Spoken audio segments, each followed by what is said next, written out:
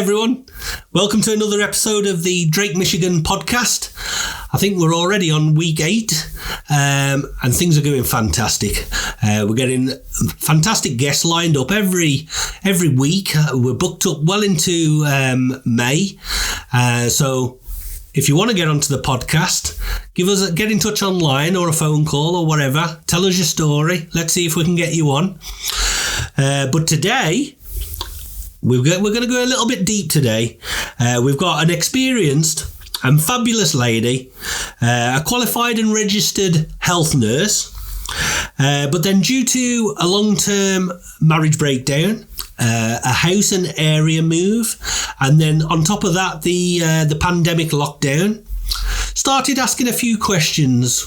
Things were adding up. She wanted to know, what's going on here? There's a few things I want to know some answers to.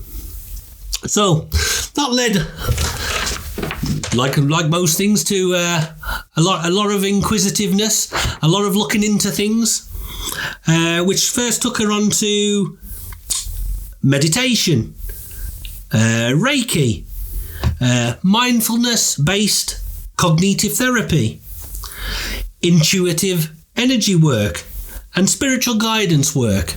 And all these things now she's a fantastic teacher of to help other people. So, without further ado, let me introduce you to today's guest, Miss Monica Rose. We have Atlantis Property Developments Limited, your one-stop contractor for all your development needs, from refurbishments, renovations, extensions and new builds. So if you're in the market for a new apartment block, a luxury home, a wraparound kitchen extension and everything in between, then check them out at www.atlantisproperty.uk. We have Apollo Windows and Doors, a Fencer registered windows and door installation company. They do everything from the initial survey to the full and final installation and clean. Check these guys out at apollo-windows.co.uk. We have Estimate My Plans. Get a quick, detailed and professional estimate based on all of your building plans. Estimate My Plans carry out work for private clients, building companies, property developments, architects and local councils. So if you want a detailed estimate based on your current plans, check these guys out at estimatemyplans.co.uk. Welcome, Monica. Thank you. Monica Rose. Yes. And thank you for joining us on this week's episode of Drake, Michigan, the podcast. We've got the beautiful Anthony with us here, the Italian stallion himself. I've even got the dressing going. How are you? I'm really good. Are you really good? We're really pleased to have you here. Thank you. We've met, I think, on 2 occasions already. Yes. One, I saw you on a stool selling some stuff and talking to people. I don't think I introduced myself at that time. Second time was at it was the Crown reunion. Where we had a little chat. Yes. And that really got me thinking, oh, that's interesting. We'll have to find out a little bit more about this Monica Rose, get her on the podcast. And here we are today. Yeah. Fantastic. I think I saw you at Carry On Camping twice. That's right.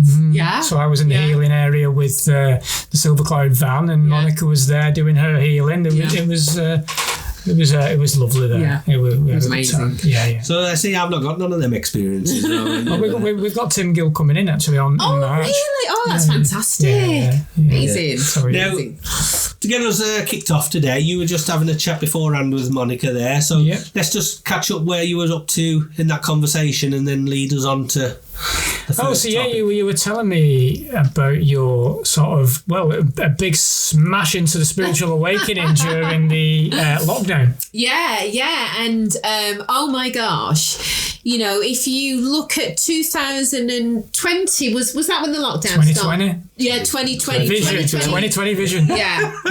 So bearing in mind, my background is, I'm a mental health nurse and I've worked in mental health for over 22 years. And when lockdown hit, we were sent home from the NHS, and I was very much, kind of in that kind of mindset of, oh my God, what is going on? Mm-hmm. Very kind of scared, very, very fearful. Mm-hmm.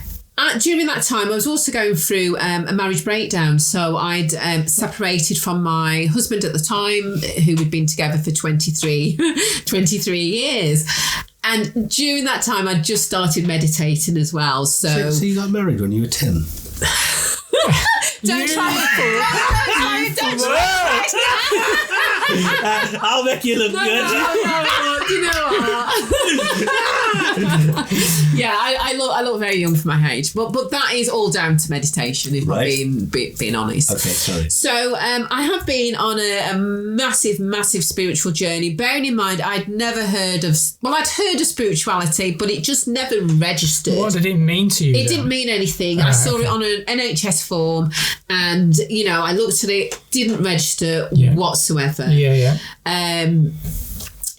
So I kind of started going down kind of the rabbit hole in terms of, wearing masks and things like that, in terms of my awakening. But it was a very, very, very gradual. So what took you down that path? Did you see something online, or did someone introduce you to it, or in terms of the mask wearing? Well, what happened was, because I was wearing the mask for a while, I was bringing my packages in. I was very leaving my packages outside for 24 hours. Was you fortunate enough to get some PPE? I was working from home actually, so I was actually okay. And I bought my own PPE. Yeah, but because and I don't mind saying this because I when I was 7, I nearly died because I had really, really bad asthma, but that's a different story. So I was wearing these masks, I was feeling really unwell, and then it just started clocking, and it was like, God, I don't feel very well. Yeah. And then obviously when I started going into some of the big sort of grocery stores, and I was being challenged, and I'm a bit of a person that I don't like to be discriminated. Do you know what I mean? And I don't like to share my medical information either. Why should you? So that started to wake me up, and I'm looking at these masks and thinking, oh my gosh, let's be honest, they're not built for, there's no way in terms of kind of cross-contamination and everything else. It's going to go through your eyes first. And the second thing is you're affecting your breathing. Mm-hmm. You're not getting the oxygen. So it was an inversion though, wasn't it? Yes. That was the thing. Yes, absolutely. And I couldn't get it. And I was like, God, these people, do you not realise the oxygen, it's life, I mean, the thing is, obviously, you're a nurse and you're saying but then obviously people at home, they would have saw on the telly and the news were these doctors with all the masks and Fauci had 3 at one point. You need 3. Everybody's covered up. So what people tend to do, well, if they're telling us we have to, and then breaking the hive mentality is not an easy thing to do. We talked about that. But then you've got someone in the profession, if you like, who's all, and then the background of asthma and the difficulties. Yeah. Now I know obviously people were exempt, weren't they? If they did say if you've got something wrong with you, I was exempt all the time. No matter what, I was exempt. You've been just exempt from a lot of things in life. You're just exempt from life. But so that's quite a big thing, because obviously as well you've got patients or people around you, so obviously you ought to sort of in one breath have to follow protocol, but in the other breath this is obviously feeling difficult like difficult for you. I mean, I was fortunate enough because a lot of my patients I was seeing over Microsoft Teams, because I worked in commissioning in mental health, so I wasn't kind of hands-on. So to speak. Yeah. So obviously, I started thinking, especially when I was trying to get like an exemption from the GP and we were getting kind of pushback, and I'm thinking, what's going on here? So it's been a very, very gradual thing, because I have been knee deep in it. When I first started wearing masks, I was going around the supermarkets looking at people and saying, and I had gloves on as well, why are they not wearing a mask? What's going on? I was proper. Right, okay, yeah. So you were a Karen. Yes. Yeah, I was. And I remember even kind of, and I don't mean to sound awful, but kind of like gloating and thinking, well, you're going to see later. Look at you not wearing a mask. Isn't it funny the way that happened? I mean, I look at that because obviously I was going in with a different angle. Yeah. And I was getting the daggers. I was getting and people avoiding you in the street. And I had one person walk into the middle of the fucking road to get away from me, because I didn't have a mask on and stuff like that. It's like, and I would have been that person crossing over. I would have been, because I was in full hazmat suit, ski goggles, oxygen mask on my face, tank on my back. I only left the house on a Tuesday. I went to the chemist to pick medication. Are you serious? Yeah, he was. Are you really? Oh my God. Because I tell you for why. Because my missus and my kids, they have a spherical cytosis, right, which affects their immune system and their spleen. Yeah. So when it first come across, I was worried for them, really. Of course. I suffer with a little bit of asthma myself, and I know how frightening it can be when you can't breathe. Yeah. Like if I've not got one of my inhalers on me, that makes me panic, even if there's not just some, you know what I mean? Yeah. So my thinking was, when the first wave hits, because we all knew it was going to hit, if we just take extra security, and then more knowledge will come out about it. People, the doctors, you're just being sensible. Well, I thought I was, to be honest. I would say I was more wrapped up in. People thought I was reckless. I was consumed with all the fear and everything else. That And see, so I would go across to the supermarket and the chemist every Tuesday. Yeah. With all my stuff on, and when I come home, I bought from work. I bought the the wallpaper strippers, right, the steamers, and my kids and that, they would all have the steamers. They would steam me down. Oh my God! We would steam every piece of food. Wow! Right? We were really like clinical. You know what I mean? Yeah. And probably over the top if you went. But because this is where they got you, because my thought was I'd nipped out on that Tuesday. Then if I bought it back, and then I felt responsible for killing my family if they caught it, and they well, that's how they did it psychologically. That's exactly what they did. Absolutely. It weren't about you. It was about you're going to kill your grandma. So what happened is you go out on the Tuesday where you're frightened enough, because let's be honest, you wouldn't even know if you'd got it on that Tuesday, right? But then when you come home, then for the next few days, that's when it's in your head. Yeah. That's when they're scared, because now you're waiting to find out, do any of us develop any symptoms? It was a military grade psyop. Yeah. It was. Yeah. And one thing that I always say, because I'd been sent from home, so I'd come from working in an environment that was very, very fast paced. You just didn't have time to think. And then all of a sudden I was at home, so I had a lot of time as well. It was that I'd never had before. So and it really kind of very, very gradually opened me up. But at the beginning, I was watching TV in China, and like I was staying up till 2 and 3 o'clock in the morning, so following America. Getting a bit obsessed with it. Yeah, I was very, very obsessed, and I actually thought that we could die. You know what I mean? Yeah. So it was really, it really got me in there. Yeah, and I don't know what kind I think after a while, because I had the summer at home, which was lovely, because can you imagine, we're all at home. Can you remember though, during that March time, the weather was stunning. It was beautiful. Stunning weather. It was absolutely beautiful. But I just kept thinking, I can't believe this. I can't believe this. This is so weird. And it's so funny, because the year before that, I was sat in my old house in my conservatory, and I was really at kind of rock bottom, because I was in the process of kind of separating, and I remember just having a thought, like, I'm going to be a meditation teacher. And then I had this thought of this Armageddon. It just came in.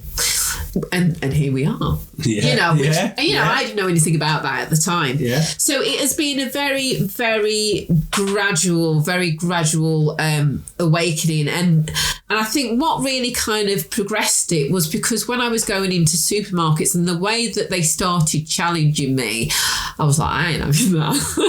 What kind of challenges did you have? What were they saying? Well, I only got it once or twice. I was quite lucky, because in the end, I got to a stage where I was a bit like, I really started challenging them back. But they'd be like, why are you not wearing a mask? And you know what I mean? And I just started looking at people, and it looked bizarre. I couldn't get my head around all these people wearing masks. It seemed very surreal. Yeah. I couldn't. It was a very surreal time. It's really, really odd. Yeah. So I was meditating on a regular basis as well. Just kind of just dealing with stuff, just dealing with things. And that's how I kind of gradually, and it has been very, very slow in terms of my awakening. Do you think that meditation, because I mean, when I meditate, and you might have the same, we have different experiences, I know, but for me, you're touching into the higher intelligence in a way, aren't you? You're downloading information. So was there a point there where you're meditating, you're thinking, there's something not right here? Well, when I started the process of meditation, first started meditating because what you find is that your mind, you have this chitter-chatter in the mind. And I had no break. So I worked in mental health for a long time. And as you know, when you work in mental health, you're like a sponge. So you've got to have the ability to be able to switch off. So I used to listen to a lot of relaxation tapes to kind of... So when I started meditating the first time, I just sat, I was like, and my mind just kept coming in. And that was the first time I realised that there was no gap in my mind. Wow. That was the very first time. And I could only meditate. It started off with probably like maybe 30 seconds. Okay. And then a minute. And then 2 minutes. Well, 30 seconds is a great start anyway. Anyone who wants to start meditating, because a lot of people think, I can't do it. Yeah. Can't switch off. A lot of people don't understand like the meditation side of it. Do they think, they struggle to do it. I can't do it. It's practice. It's practice, practice. But 30 seconds a day is better than none. There you go. Absolutely. So when I started meditating, I started looking at the videos. But as you see, when you watch the videos, it didn't apply. It just didn't apply to me. I couldn't kind of resonate with it. Do you know what I mean? So I kind of learned from scratch, and I didn't know what meditation was, and I didn't know where it took me. Okay. But where it's taken me and how it's changed my life. Your perception. Wow. Everything. Can I ask, because obviously in the mental health, so in your massive experience during working in that area, there was never an offering of holistic mental health, sort of meditation, nothing. No, So what was it? It's therapy and drugs. Yeah, therapy and drugs. I mean, to say I'd never even heard of. Would that be bad to say? It just never crossed my mind, meditation. Wow. Certainly not for So it's not in the NHS at all then? I don't know if it is now. What they're recommending is that meditation should be kind of first-line treatment before you prescribe antidepressants. Yeah. This is what... But it very much isn't kind of mainstream. No. It's pharmaceutical. There's no profit in meditation, no. No, clearly there isn't. There isn't. Sorry to say that. Mr. NHS. Yeah. But I also learned the process of learning how to breathe properly and where to breathe properly, because for most of us, we breathe from here, we breathe from the top of our chest, but actually we're supposed to be breathing from like our stomach. And there's a process of doing it, because when we breathe from here, we're kind of in this kind of hyperventilation, mode. And we're getting out of that fight or flight. So when I started to learn to breathe properly, that is what changed. And did you teach yourself that? I taught myself. So everything that I have taught is myself. Well done. That's amazing. And what I would say with meditation is it does take practice, because you'll sometimes sit down and your mind will be all over the place, especially if you've got issues going on. You can't distract yourself. No. I've had this these last couple of days. Yeah. My mind has just been... Do you know what I mean? Yeah, you're sidetracked in the chitter-chatter, aren't you? Because life's like that, though. Yeah. Me and Kev just did we started doing an Unlocking Consciousness channel, and we did an episode about the Matrix, the original Matrix film, and we have that sort of talking about the agent Smiths and the various distractions that come into your life. So you don't have time with work and marriage and everything. You don't have time. In the Western world, that's what I mean. This is why it almost seems foreign to people, because people they say, well, when am I supposed to find the time to just sit down and relax and breathe and still my mind? Yeah. But when you think about it, like if you looked at your day, if you never went on your Facebook or your phone, there's an hour you could probably save, maybe more. I was going to say that we're very guilty of that, aren't we? But I think that's, again, it all comes back to the social conditioning and everything. Absolutely. It's done by design, so you never Absolutely. Life is too busy. Absolutely. And what I can say is, obviously being a parent, as you say, you get up, you sort out the kids. You definitely don't have time. No, I don't. And by the time you finish work, you're so exhausted. And because it's not promoted, they don't want to promote it. No. They don't want people to go within. They don't want people to go within and find this light. I always talk about the light within, which we all have. Yeah. Finding peace from our minds. Yes. That's the most important thing. So just quickly to just recap there. So you would have been going through, obviously, your divorce and the lockdowns, all that sort of on top of each other, and then work. Yeah. So then, obviously, you've had this thing, look, I'm going to start meditating. Yeah. I want a bit of, like, obviously, you must have been feeling very stressed and very, so you just needed an escape. Yes. So you thought, chanting or meditation, this would be an escape. And then very quickly you found, hey, this is working. There's something in this. This is making me feel... I felt better. I felt better because I felt when I did meditation, I could just switch off from everything. Yeah. So even though there were horrendous problems going on, it was like giving myself just some space. Yeah. And it was like when I came out of meditation, it's like I was more feeling whole. I could kind of deal with whatever. Give you a fresh energy and perspective to deal with. And I was also getting angel numbers, which I didn't know anything about angel numbers at the time. No idea. Okay. And it was like, what is this? So it's been like very, very, very gradual. And that's interesting because a lot of people do say like 111. Yeah. It's a big. 444. It's almost like basically, 444, like you wouldn't have known at the time, but other people now would have said to you, "Oh, that's the universe saying you're on the right path. Yes. That you're awakening. You're touching on something here. What you need to pursue." Yes. But obviously, if you didn't know that at the time, you would have just been like, what's going on here? Yeah. But then what happens is you think, well, it must mean something, and then you start you want to know more, don't you? Your consciousness is rising up at that point, though, isn't it? But to be fair, even though I knew there were angel numbers, because I wasn't really into spirituality at that time, and I didn't like when you talk about angels, I was like, do you know what I mean? So again, that has been kind of a gradual thing, and then the synchronicities that started coming in as well. When they start, and they're like, what is going on? This is why, like with this, what I try to do is when I meet people like who are sort of, when they've not got a clue what we're on about and all the rest of it, and then we have a chat and they're a little bit intrigued, but for a fact they're like, I don't know. So what I do is I always say, well, I'll tell you what, we'll do a little experiment, and then I'll say something like, all I want you to do is, before you get to bed tonight, I want you to think of like Mary Poppins. Yeah. And I want you to visualise coming down with her umbrella.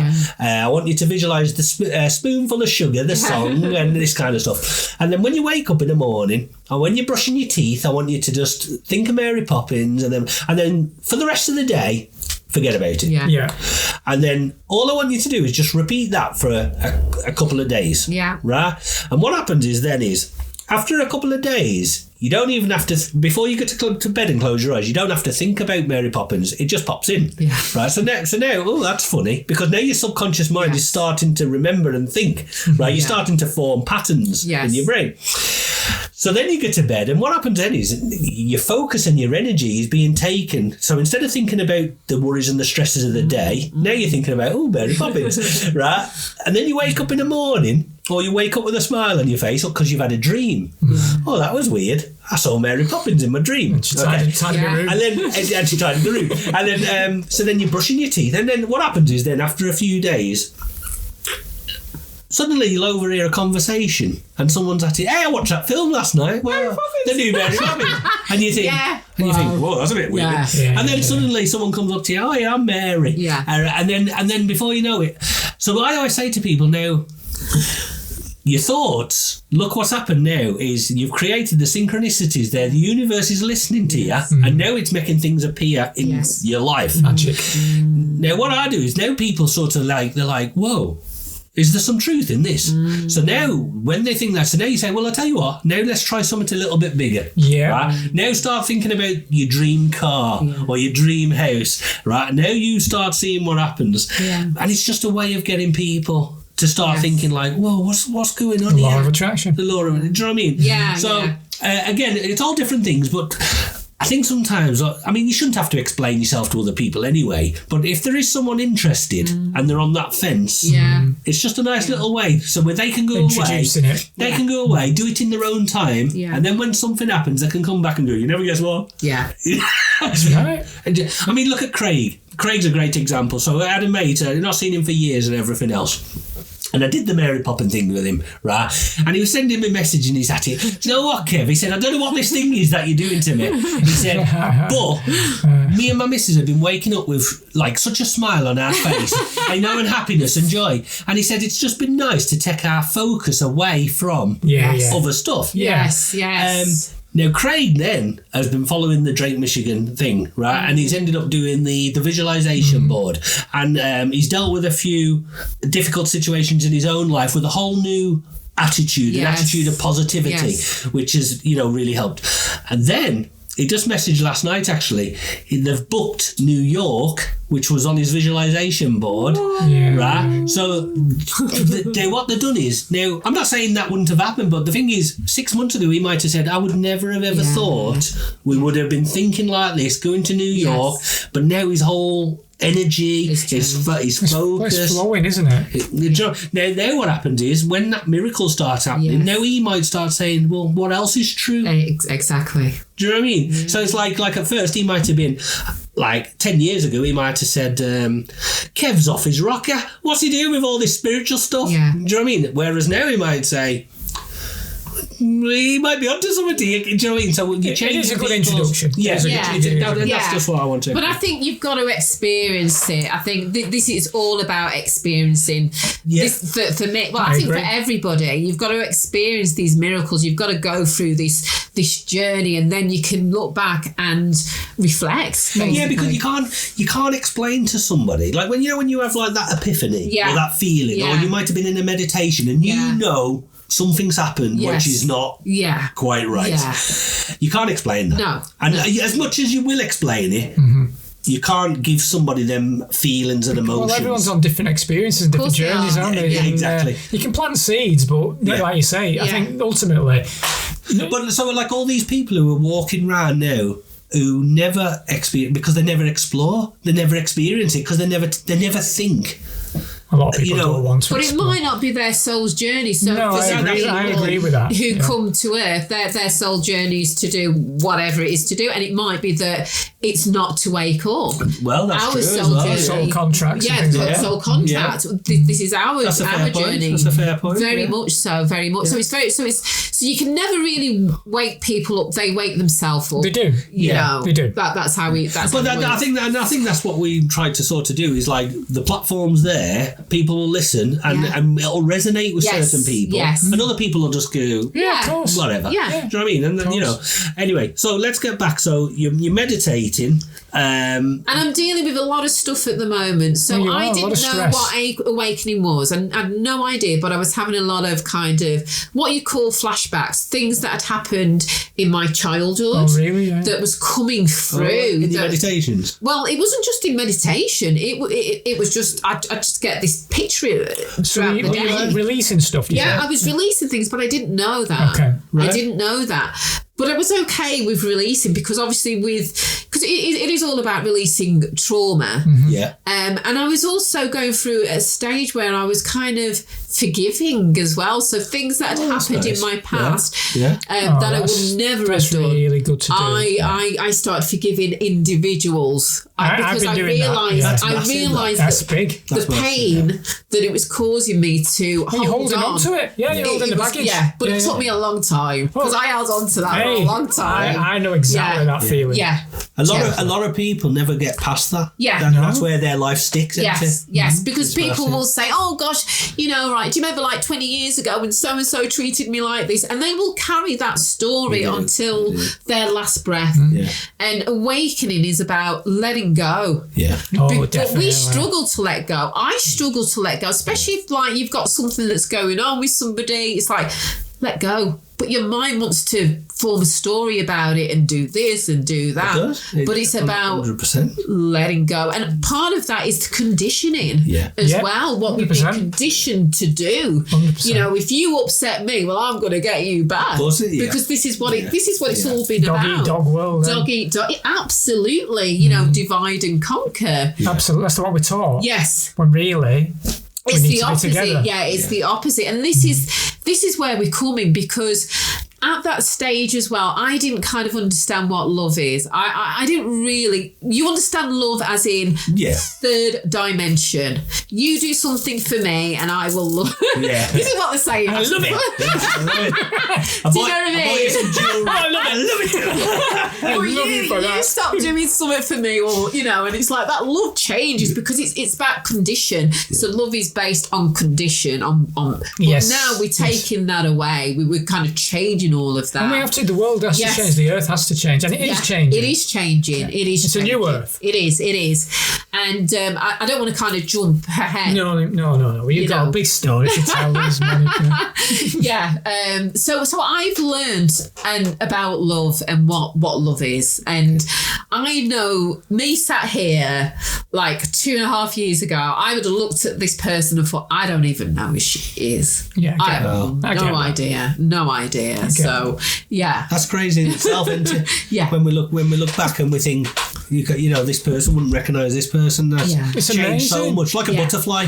Yes, absolutely. And what I would say is part of awakening, it is not easy. It's not an easy journey. And I remember some days saying, ignorance is bliss. Yeah. Because when I was in ignorance and I didn't know what was going on in the world, I was kind of happy because I was very materialistic. Yeah. I had the beautiful sports cars, I had the big houses, and everything was about materialism. I'm not saying that was a bad thing. It's just all that was your experience. Though, it was my experience. Yeah. So when I started getting to a stage where actually things weren't making me happy, so the new car wasn't giving me the buzz, the new dress wasn't giving me the buzz, there was something missing. I don't love you anymore. Yeah. And I didn't know what it was. I felt empty. Yeah. I felt so empty. And that is where the meditation kind of brought something. You know, it's interesting because I think me and Kev have talked about this as well. I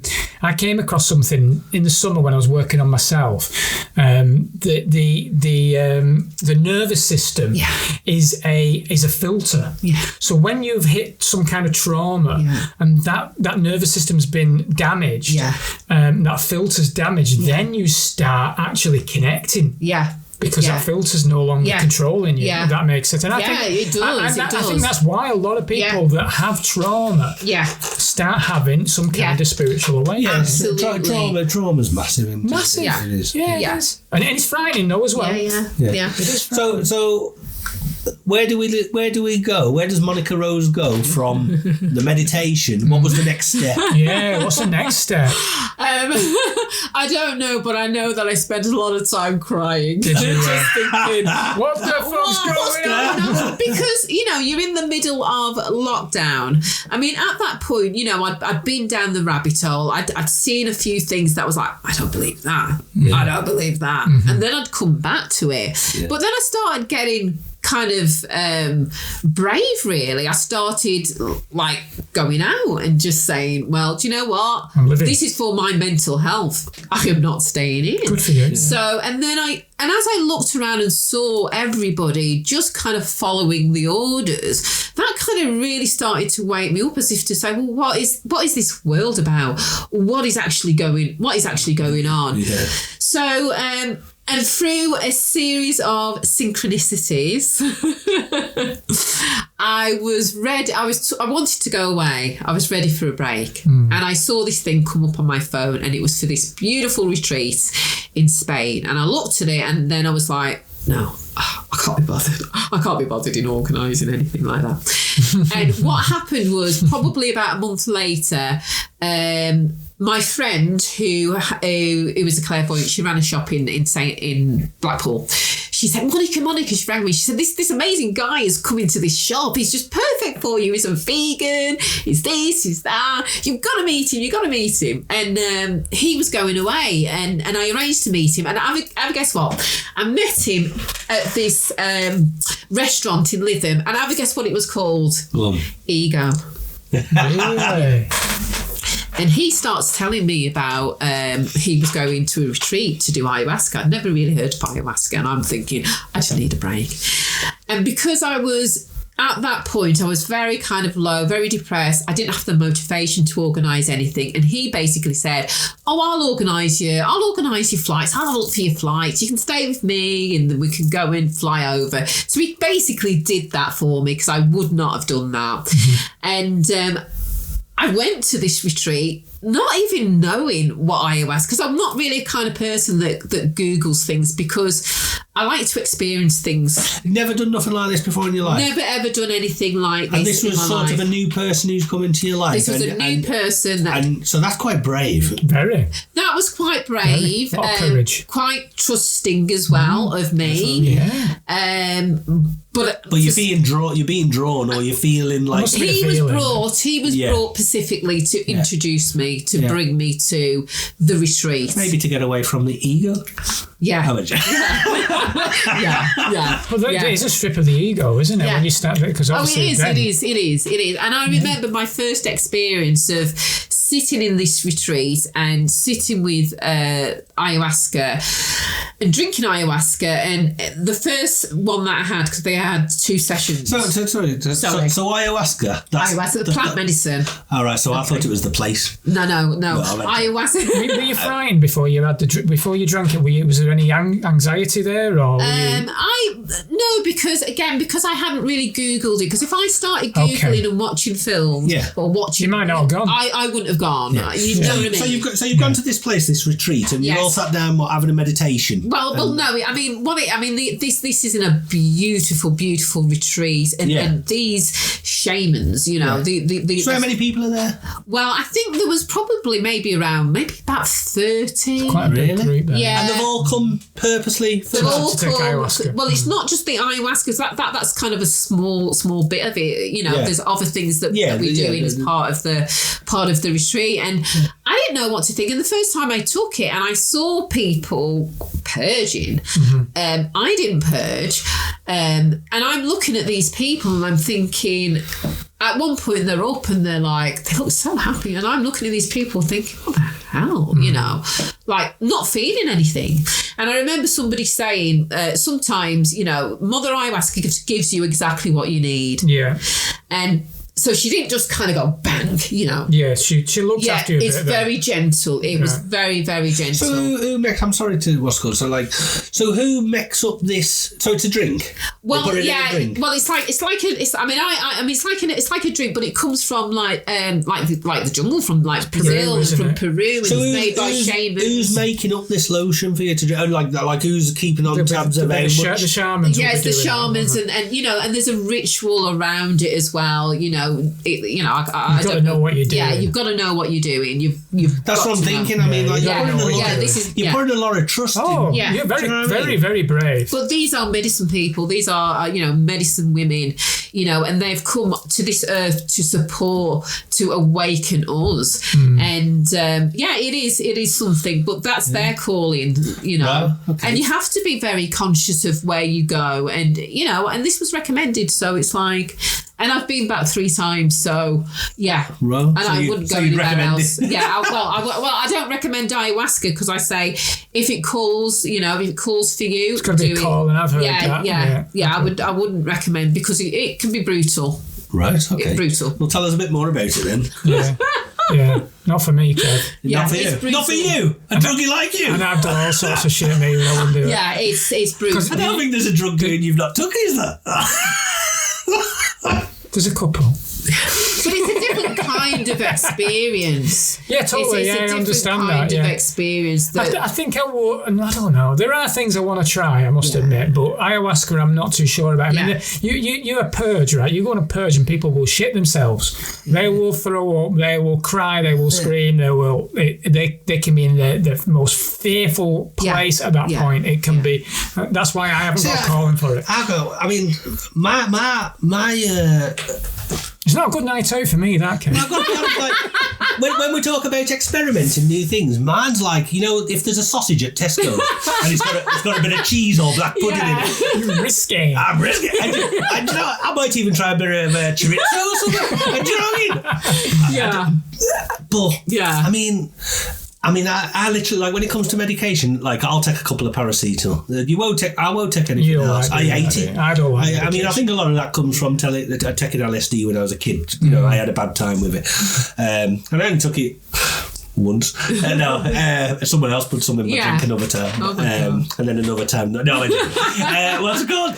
I had a few times. I think that's the reason why I have this hang up about it. Yeah. So, I would find it very difficult to go somewhere and text someone. I tell you why, I don't like the feeling of losing control. Yeah. Yes. Which is a big thing for me. Yeah. I know. Even in meditation, see, I've done meditation. We talked about this before. I get quite deep and then I pull myself back. I just can't do it. I do the same when I'm doing mediumship and readings. I'll go so far and then I just stop telling people what stuff, and I don't want to. I pull back.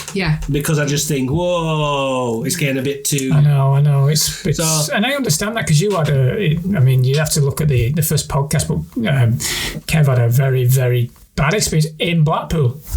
Interestingly enough, it's a story we'll tell. This is about you today, but I find it remarkable about, like, you've gone to this place and took this stuff. But what I did do, and it's not that straightforward because there's a lot of preparation before that. So it's preparation in terms of what you're eating. No meat, no alcohol, and I went strict. I had like no salt, no sugar, no processed food. So you have to cleanse your body before. Cleansing, and also I'm not saying everybody does it, but that's what I did, and this is what they recommended. But I was also working on releasing trauma. So I was facing my demons. But if you wait to get there, what ayahuasca does is you face it there and drag it out. And I was like, no, I'm dealing with, and that's probably why my journey was a lot smoother than a lot of other people's journey. So some people who were taking it were really struggling. Well, yeah, because some of the people that would come as well, had been on heroin, so, and they were coming because they were desperate, and if you think about it, most people do not face what their trauma is. They don't even know what, think about this. We've all been through trauma as a nation, just through the sheer fact of lockdown. 100%. Is this spoken about? Is this recognised? Is this acknowledged? No, it isn't. So what we do is this trauma remains in our body as energy. Yeah, 100%. So people are in fear,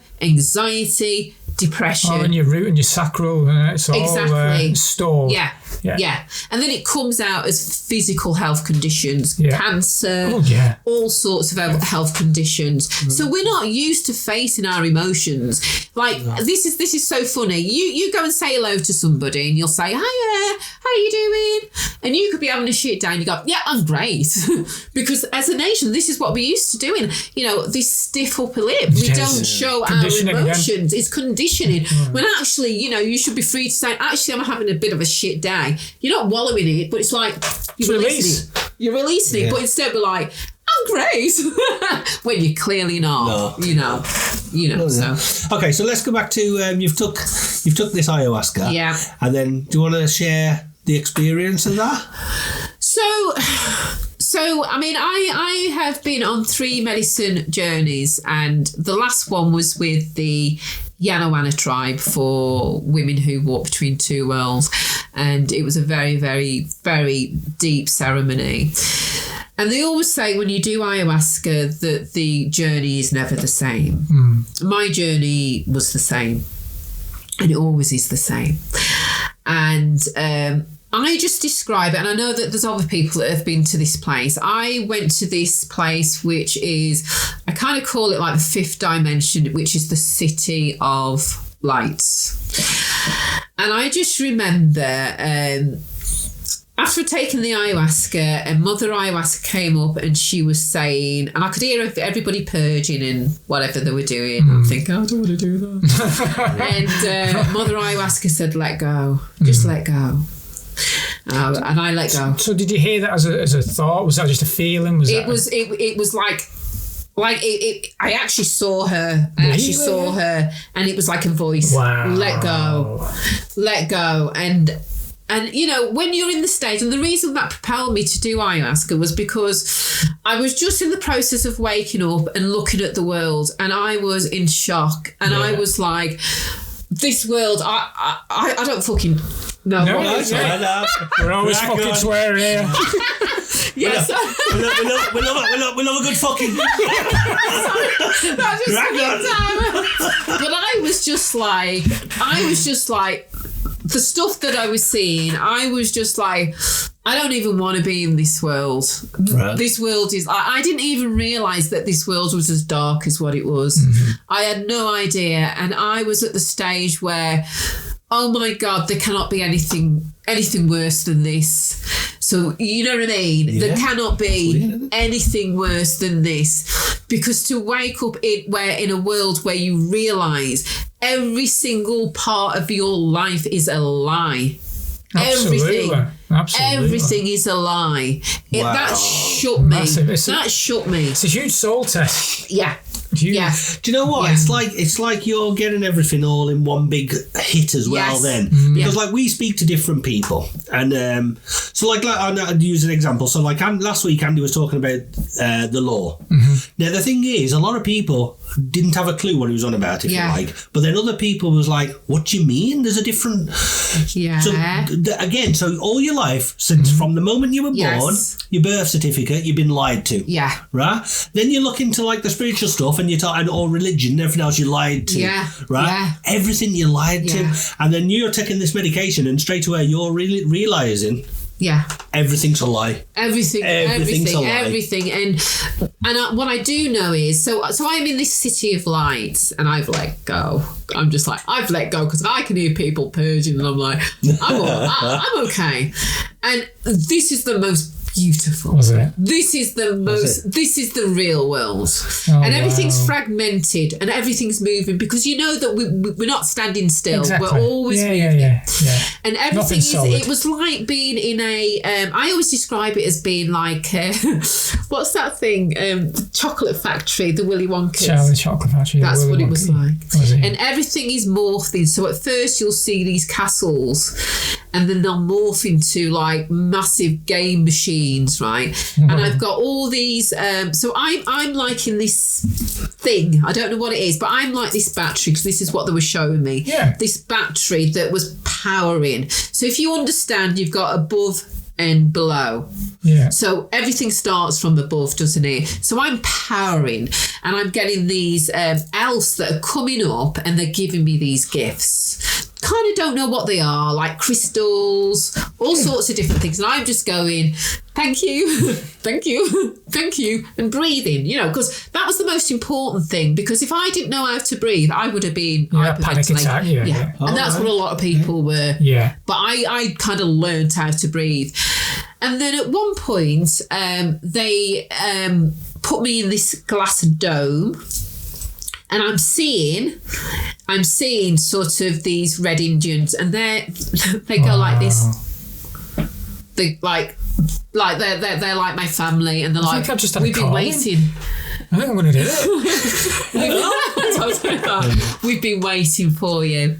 And they put me in this dome, and then next to me are another dome with a Buddha. Right. And they've got and we're going round, and I'm in this machine, and it's like I'm going round, and they're showing me. And what they're showing me, and what they're telling me, and what's come through after 3 occasions is, we are divine. We are kings, we are queens, and we are high priestesses. We are the creator of our reality. Oh, but when we come to this earth, because of the doctrines, because of, we're pushed down. We're really pushed down. Yeah. But actually, we are light. We are masters. And this is part of why I do what I do, because this is about kind of coming back to your divinity, because they showed me who I was. Wow. And who we are and who you are. So I say, like, I am the divine and you are the divine. You've just forgotten. I love it. And we've got to come back to that. This is the new earth. This is the new world. Realising your divinity. Because we create whatever we do. We create shit or we can create, but we create. That's fantastic. Sorry. No, it's amazing, because that's everything that we're talking about on television. It is. It's kind of encapsulated pretty much everything. And we could save a lot of time. We'll just get some ayahuasca. You know what we should do on our next podcast? Sell ayahuasca. No, just me and you do it in front of the camera. You can fuck. you can get fucked. Hey, I know what I'll do. As he checks it, I'll go.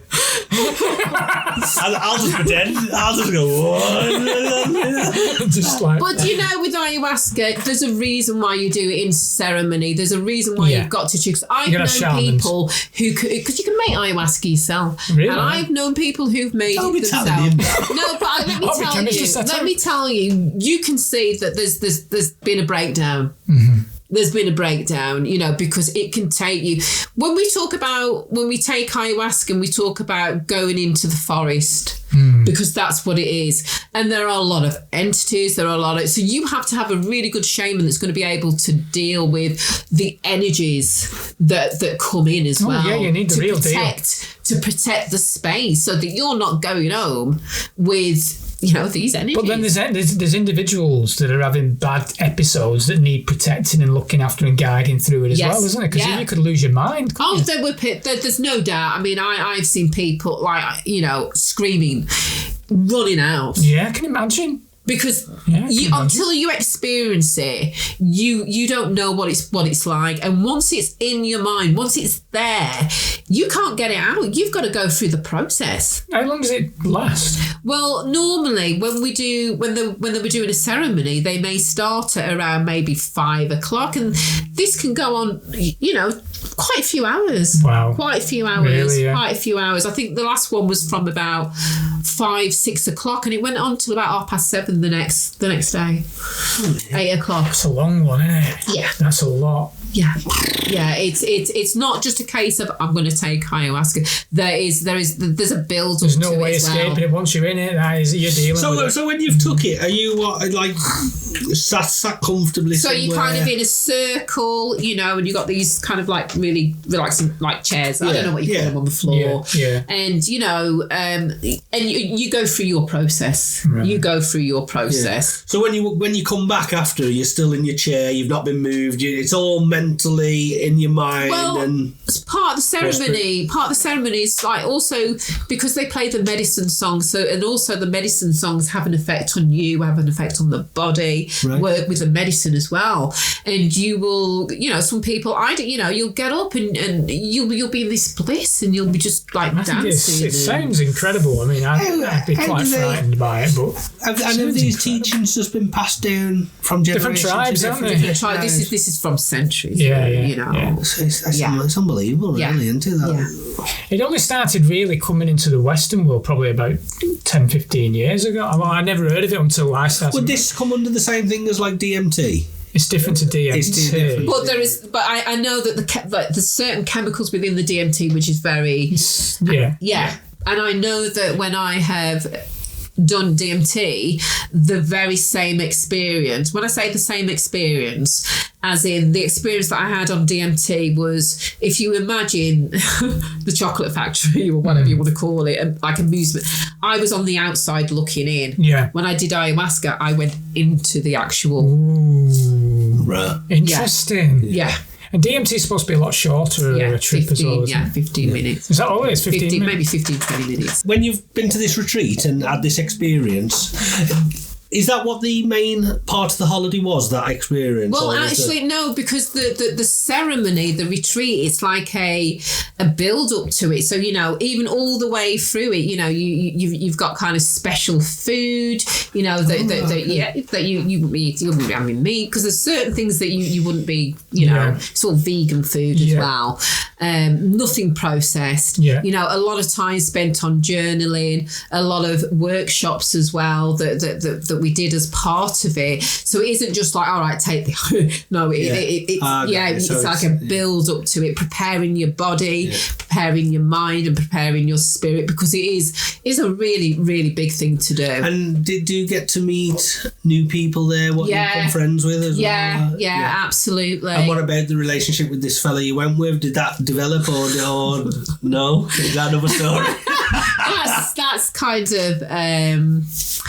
kind of another story, really. And you know, at the end of the day, you know, his role was to bring me everyone's got their own journeys, and we come into different lives. Maybe you went back to Ego for something to eat. Maybe. Let's hope you don't watch this. But it is ironic. But everything happens for a reason. Everything happens. I always say people come into your life and it's for a short period of time, sometimes a long period of time, and everyone has a role, and maybe they talk, I mean, I don't know this, but they say your soul and you've picked your journey, and people purposely come into your life to help you on this, you know, on this plane. Just little nudges, aren't there? Yeah. So would you say that experience then was as profound? Because you obviously through our lives we have very profound experiences that shape our personality. Would you say that was Of course, because you imagine you are there and you're like, I know what's the real world. This is the real world. Okay. I know. And then you come out of that experience and you come into this grey, dark, heavy, dense earth. Yeah. I really kind of, and I didn't realise that I was going to see things in my earth world. So things really kicked off. I had a lot of trauma stuff going on, a lot of stress, a lot of stuff that I had to deal with, because I kind of thought, I'll come back and it'll be all right. No. It comes to hit you. It comes and it hits you to be to deal with it. And it's bang there. But I didn't realise that, but I understand that now as part of my journey, really. I think unless you do actually deal with all that, you can't really move on, can you? That's like... Well, you're going to go round in a circle. You're just going to keep repeating. You know what I mean? It's like if you keep hanging around with the same people, then you're not really going to move away from them, are you? No. So, you need different experience if you want to. But I think people find that difficult, having to deal with... They do, because it's comfort zone. It's like you talk about the comfort zone, you know, and the dangers of being in a comfort zone. People don't want to change their life and go on to new things. It's difficult. And also as well, because change is difficult. And then sometimes as well, when you do start to change, like you might suddenly find yourself now, like life even becomes more difficult. Like it could be financially, it could be like no one seems to be supportive around you. But your life had changed like that. It took me a real, because you think that I came from a mindset. I was like a Project 2000 nurse, so it was all about research. My mind was very clinical, right? You know, so I've had to come out of that kind of mindset of how I see mental health as well. You know, so now in terms of mental health is kind of about awakening. It is about the soul, you know, that's coming out and saying, come on.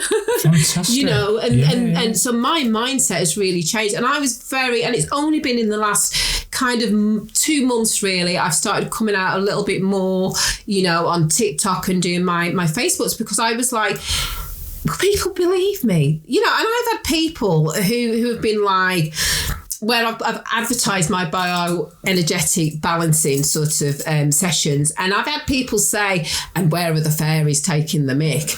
And that's been a real because this is the world we live in, you know. At the end of the day, you know, most people, even myself, you know, I didn't even believe in ghosts.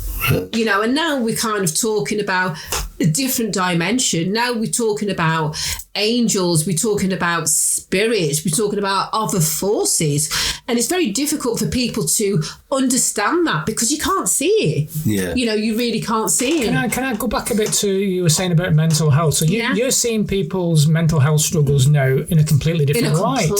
After how many years were you a mental health nurse? 22 years. Still am, but 22 years. That's amazing. That. So, you know, this is how amazing I think this is. lives are literally going to be saved by the different perception of what mental health is. Of course, the fact that they are probably going through some kind of spiritual awakening. Well, I think the whole thing as well, it's been set up wrong, isn't it? So because if you're set up as a mental health nurse and the teachings are to diagnose and prescribe rather than treat the symptom and the cause, and guide, it's always been set up wrong anyway. Whereas, like, I can imagine most people's mental health issues come from some kind of trauma in their life. Yeah.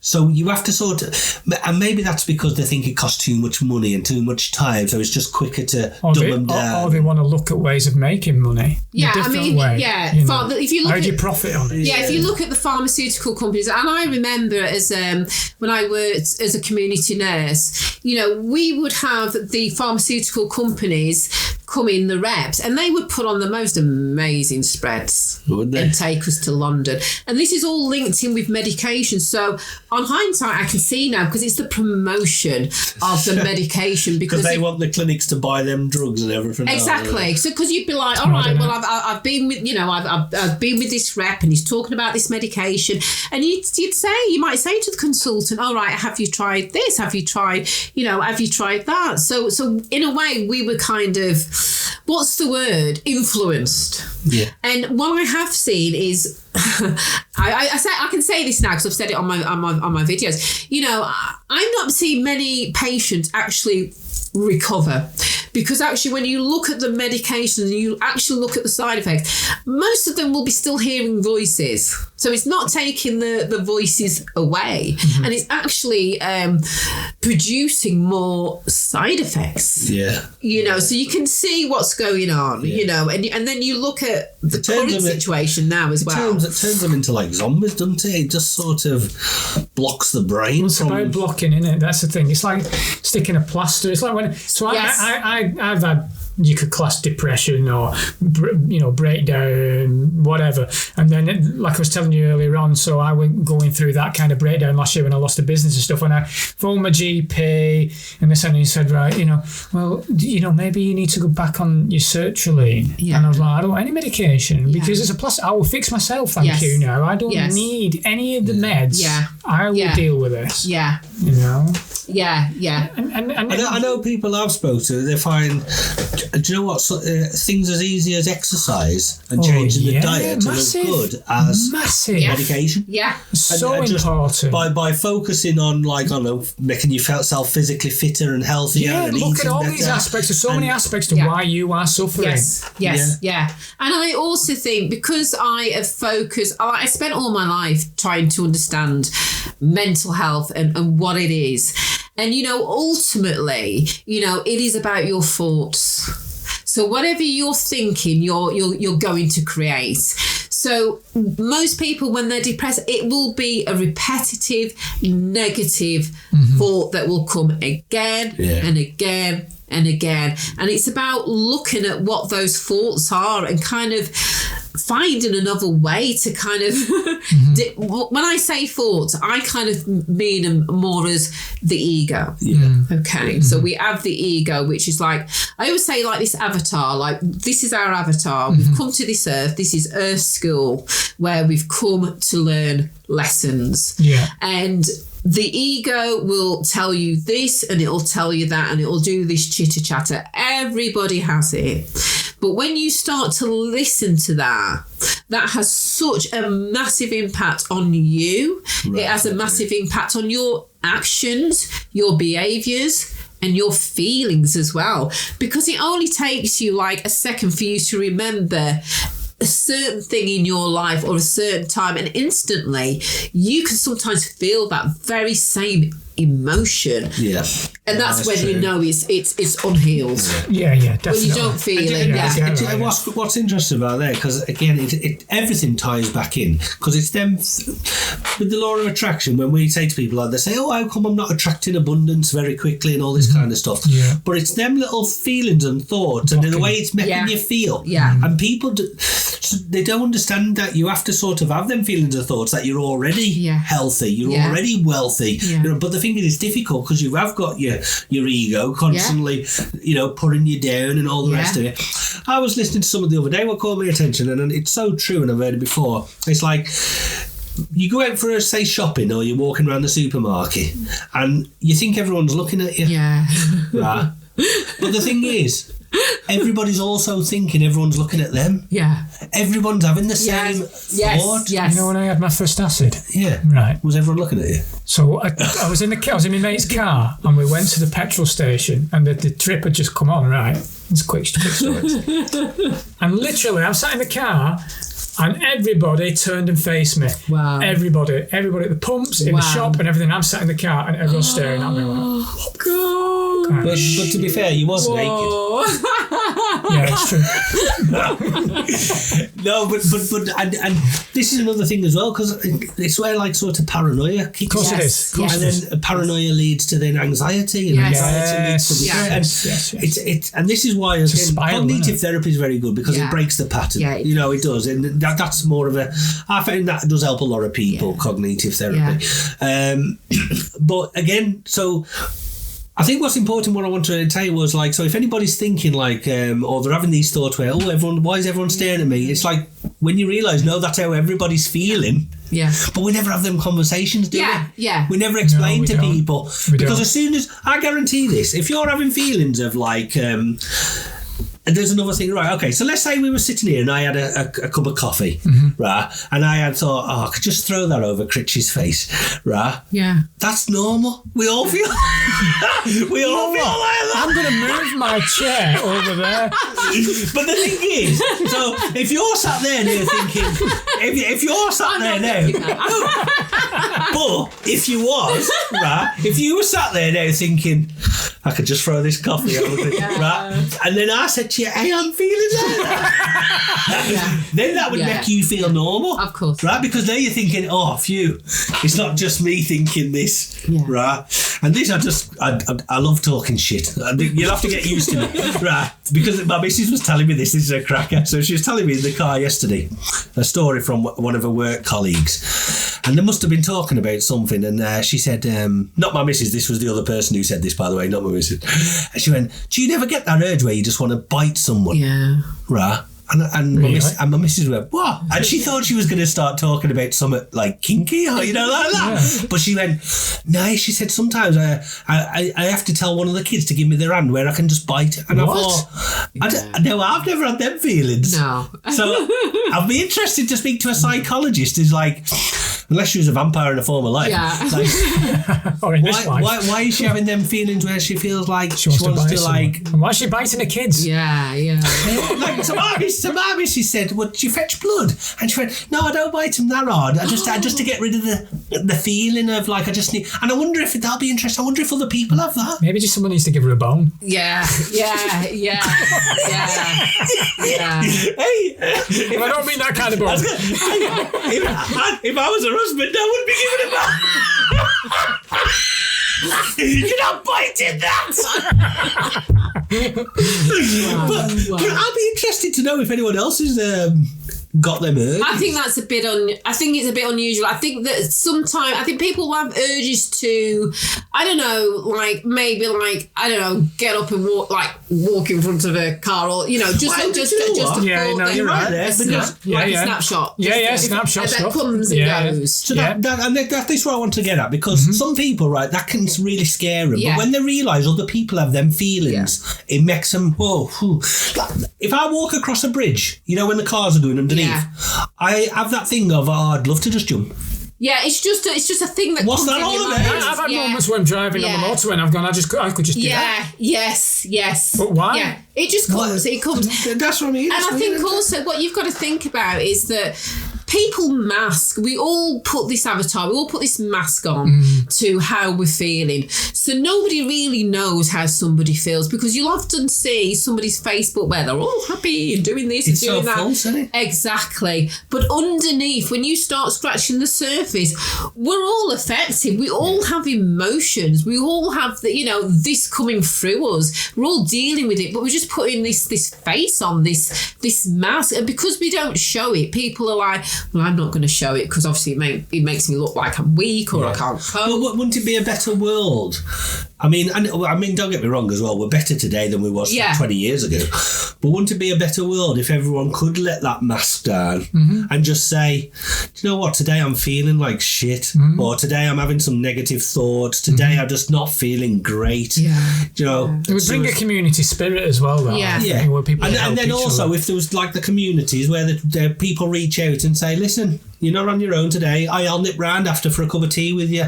You know, we'll have a chat. You know, and then before you know it, you've changed. I'm feeling like I need to bite someone. You know? Yeah.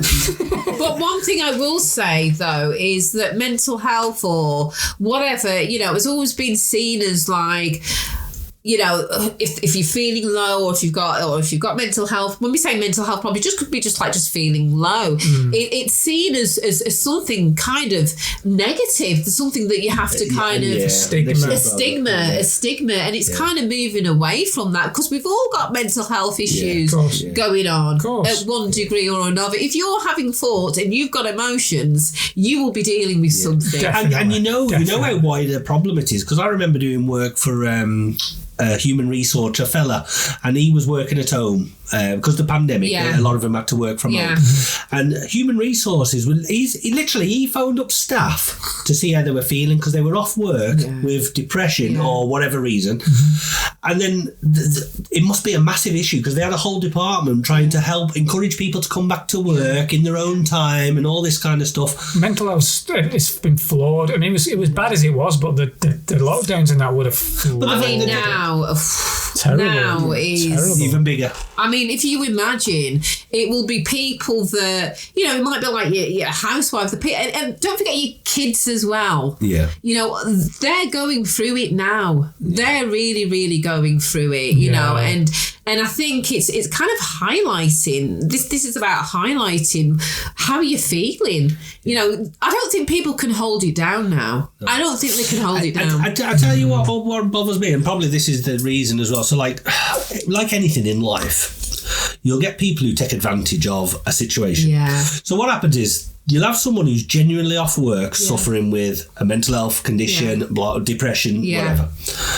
Then you'll have someone else who wants to book an holiday, and they'll be like, "Hey, do you know what? I can book a couple of weeks off here. I'll say I've got mental health. I'll get paid for it." And I'm not. We know this happens. But so what happens then is, you'll have people in work who never have any time off. They're turning every day because they and it's the way the system's set up. You feel guilty to let your work colleagues down, and then someone will be off. So what they'll do then, they'll go is, "Oh yeah, she's off with mental health." You know, that kind of thing. I know. So what happens now is everybody gets labelled because there's certain people who are taking advantage of the situation. So now they think everybody. It creates a judgment then.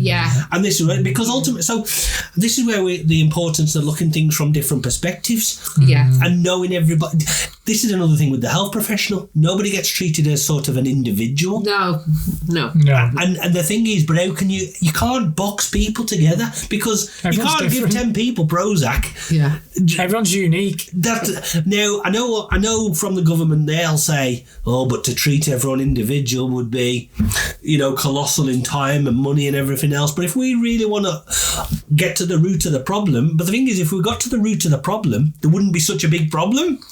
Yeah, but there's no. So if we went through a short period of expense and dealing with everything, we would probably work out cheaper in the long run. Yeah, but there's no profit in cure, is there? Yeah, and I think you have to look at the world that you live in, and we are, if I'm being honest, we're living in a insane world because everything is inverted. Everything in terms of the stress, the depression, whatever is caused by your environment. It's caused by your work. It's caused by the lack of money. It's caused by poverty. All these things have been man-made and created. You know, and then to give people medication, it's all by design. Absolutely, because they need to keep them in this lower vibration. They want us in the low 3D. I mean, so that just actually brings me to a question I had in my mind. So, if people watching might be interested when you were talking about going into 5D and 6D. So, what does that mean for you? How can you explain? So, I mean, it's kind of hard to explain because I have these experiences and I'm still processing them. Yeah.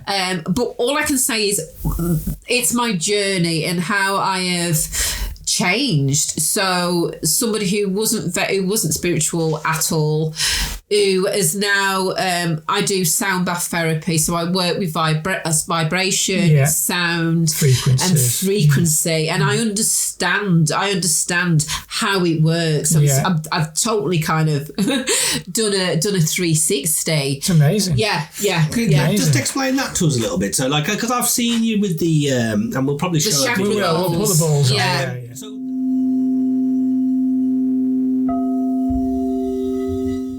I mean, they give off an unbelievable, fantastic sound, right? So, from your experience, though, what is that doing to the person or the environment when that sound happens? What's happening there? So, if you imagine, like, these bowls are crystal bowls, and they're tuned to 432 hertz, so they're in resonance as well with the earth as well, and they work on a cellular level. And within our cells, we have, if I'm right, it's called something like silica, which is a bit like is crystals anyway. Yeah, that's right. So basically, they work on a cellular level and they work on your chakras. So if you imagine we have, like maybe 111, 112, probably more than that chakras, but there's 7 main chakras that we have all the way down, and they're linked to different parts of the body. So you'll have the root chakra, which is linked to the earth, so it's very dense, so it's about fear, anxiety, and this is where we store a lot of our trauma. And if you imagine that we are like a video camera from the moment you were born, every single thing is recorded, okay? But it's recorded as in energy, and it gets stored. And when it's stored, it comes out like, as I said before, in anxiety, all sorts of different conditions. So the way the bowls work is they actually release by sending a certain vibration and tone to the actual cell. And I can tell you, when I have I did this with my daughter. She'd been on my treatment bed for 10 minutes and I did a bit of Reiki, and then I started the bowls. Within 10 minutes, flat out. Wow. People are flat out straight away because it really connects on a cellular level. Lovely. It's phenomenal. So do you think it's sort of like, because obviously the body is made up of predominantly water.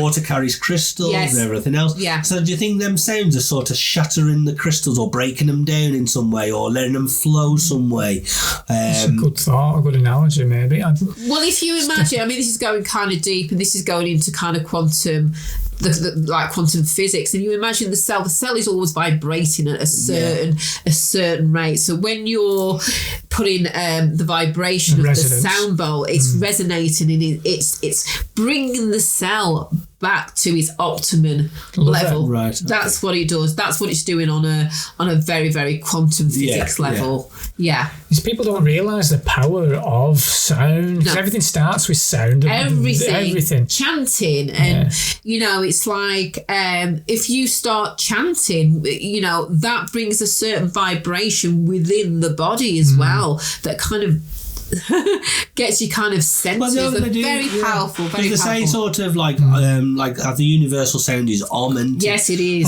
Om.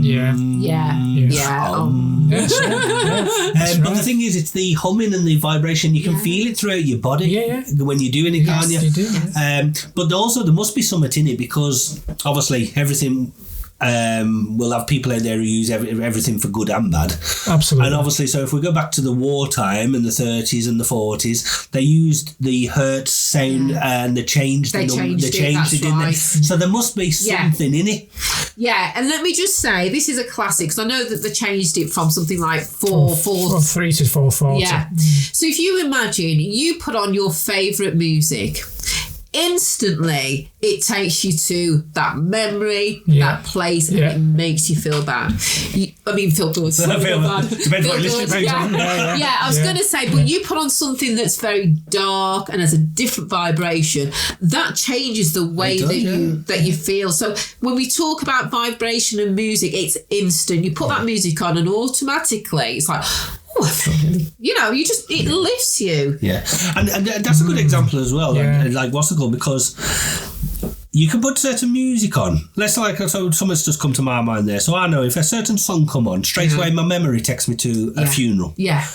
Which then triggers feelings of memory of that person. Yes. Now that triggers sadness. It triggers. And your cellular levels can you see how it's all connected? Yes. And then obviously, but you can do it the opposite way. You can, you know, a certain song takes you to the nightclubs, meeting your missus, oh my God. happiness, joy, you know, raving, and all the rest of it. So it's so powerful. Sound. Yeah. And vibration.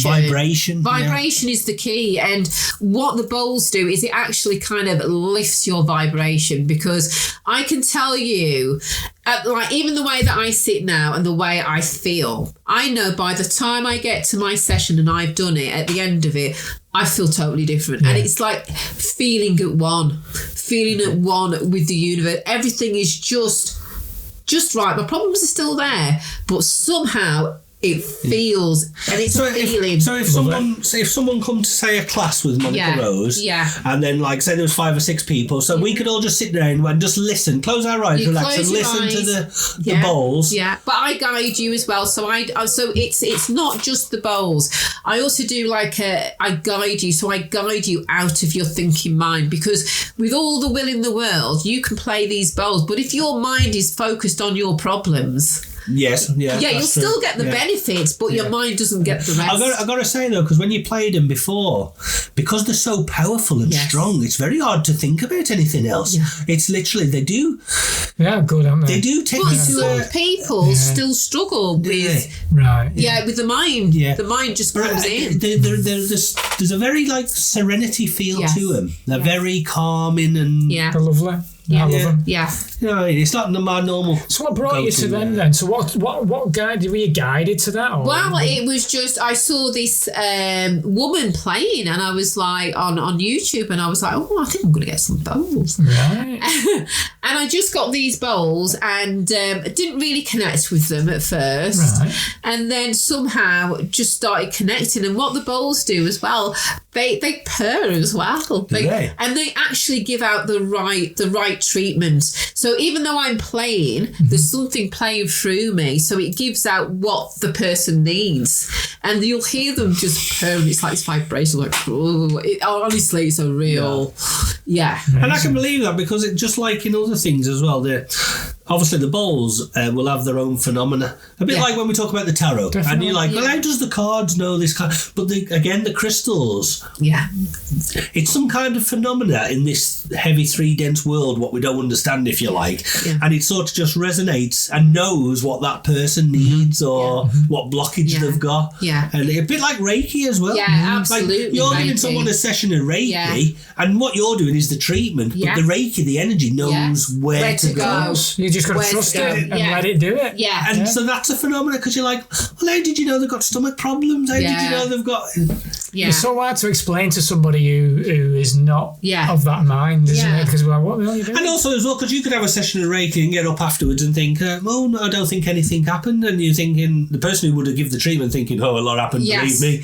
Do you know what I mean? That's true. That is true. And that happens as well. But that's where I always find it's difficult then, like, say they're coming and paying money. I know. You know what I mean? Because people, we live in a world where people want to see... Instant. I don't feel good. Instant. Because like if you go into a shop and buy 20 Benson and Edges, you got, you know, for 20 quid, you can see what you got. But if you have 20 quid on a session of healing, you're like... You'll feel it in my class, you'll feel it, because what I do say is it's tangible. Right. You will feel it straight away. Even if it's a case of people talk about feeling it in the head and different parts of the body, or feel it, or seeing colours, you will feel it. You cannot help but feel it. Your mind might still be going the here, there and everywhere, but you're going to feel it. It's very tangible. Well, all I can say is quickly, when you did it before, is I was sat over by the computer and I could feel tingles. In my fingers, and that's why I stopped. I was doing, and I just thought, you two were talking and doing the bowls, if you like, and I thought, whoa, this is a bit. That feels quite weird. And so I think it does. And I probably would enjoy a session. And I'm doing one tonight as well. So today it's 6:45, 7:45, yeah, till 8 in St Anne's. So if you are free, feel free to come. Oh, anybody in the St Anne's area? Regularly? Well, I mean, I was doing it regularly, and then I kind of stopped, and I probably will do it for the next 3 or 4 weeks on a Monday. So feel free to come in and. So if we give people the details, they'll be able to give you. Because obviously you need to know. So on your website, you have like a sort of events. Do you? No, I haven't got that kind of far. I tend to put it on Facebook and Instagram. Okay. I'm just thinking now. You've said that. Last thing you want is 500 people turn up at your door tonight. No, I don't mind. It's a big room. The more, the better. In fact, the more people, it's like when you connect and when the bowls connect, it's like the energy and the vibration. Very positive. It's very powerful. Yeah. Very powerful. Can I ask as well? Did you teach yourself how to do the bowls, or was you guided again? Yeah, I was kind of guided. I mean, obviously I did like a diploma in it, which tells you the basic things. But what it's not going to do is it's not going to connect you to your bowls. You have to do that, and I am fully connected to my crystal bowl, so nobody's allowed to touch. Is that a bit like? At all. Have you ever watched Harry Potter? No, but I've seen a bit of it. Like I know a little bit about it. What's it called? So what happens is they have to get drawn to the wand. The one picks them. Yeah. Oh, right. Yeah. I've never watched it either. Oh, come on, what's the matter with you people, man? Is there only me living in this world? Yeah. Time. Anyway, one of us has got to live in the real world. Anyway, right. So you're doing the bowls, you're doing the meditating. Yeah, so I do one-to-ones, which I can do in person or online as well. And it's kind of like a soul-based kind of one-to-one. So we kind of do, because I do the sound baths as well online, but we also explore, because I work with a Healy device, and I don't know if you've heard of the Healy device. No? Okay, tell us about that. Sure. The Healy is a frequency machine, and it has 144,000 different frequencies. I've got a Rife machine. Yeah, this is different. It's like in a square. This is different, and what it does is it downloads the frequencies from the quantum field that is in real time. But it goes even further. It has a chakra scan, so it will scan your chakras, and it will tell you which chakras are unaligned or unbalanced. But it will go even further than that. It will also tell you what is going on in your unconscious mind and what it's related to.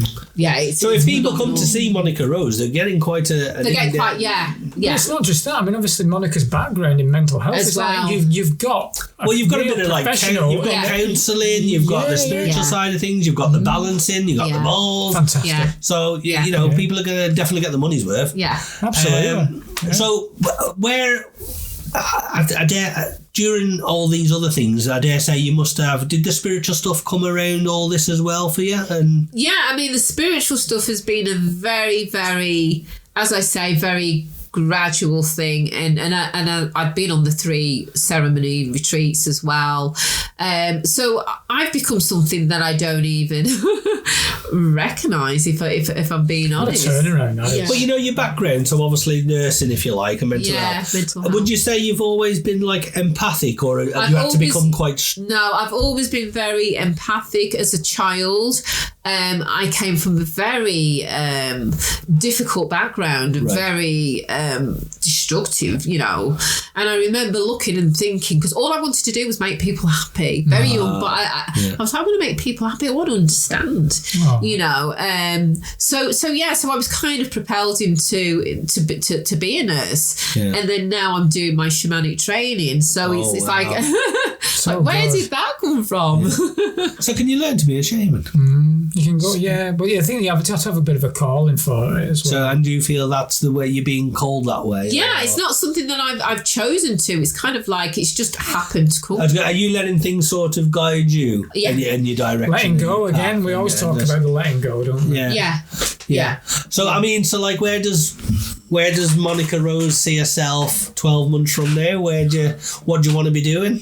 Well, I mean, 12 months from now, I see myself doing training, teaching people, kind of like the sacred chance to work with healing their mind, their body, and the soul. Because, and we're not coming from the NHS anymore. This is coming from self-healing, healing yourself. Because we can no longer going to rely on those services. We have to start working within ourselves and healing ourselves. Yeah. You know, because we need to start taking responsibility. Absolutely. And it's a tough thing for people to take because we want instant gratification. We want a tablet that's going to come and take away our issues, our problems. But actually, no, we have to. We have to do this. So right, and I've had these thoughts myself. The systems that we are born into. Yes. We become so reliant on those systems and we become lazy to them as well. And it's designed for that purpose. Yes. But what we need is